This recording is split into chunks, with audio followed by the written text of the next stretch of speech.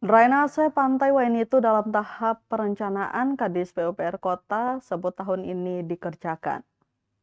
Kepala Dinas Pekerjaan Umum dan Penataan Ruang atau PUPR Kota Ambon, Melianus Latui Hamalo, menegaskan pengerjaan drainase Pantai Wainitu akan dikerjakan dalam tahun ini.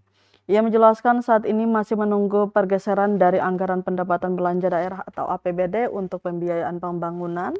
Lebih lanjut, pihaknya telah berkoordinasi bersama Dinas Perumahan Rakyat dan Kawasan Permukiman atau Perkim Kota Ambon untuk penataan kawasan pemukiman.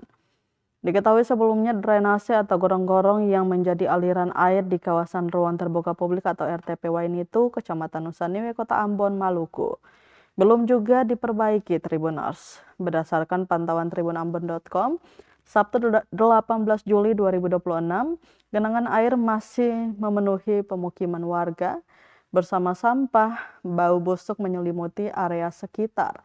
Kondisi diperparah saat musim kemarau. Mirisnya lagi, genangan air itu menjadi tempat berkembang biaknya hewan penyebar penyakit seperti nyamuk. Sebelumnya, Wali Kota Ambon Bodewinwati Menas saat pelaksanaan program Wali Kota Jumpa Rakyat atau Wajar di Ruang Terbuka Publik atau RTP, Jumat 20 Februari 2026 lalu, ia menyoroti kondisi saluran air yang tersumbat dan memberikan dampak buruk bagi kesehatan masyarakat.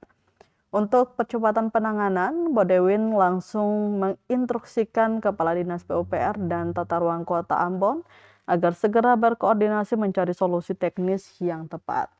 Fokus penanganan adalah memastikan jalur masuk dan keluar air di RTP Wainitu berfungsi optimal sehingga tidak terjadi penumpukan air maupun sampah.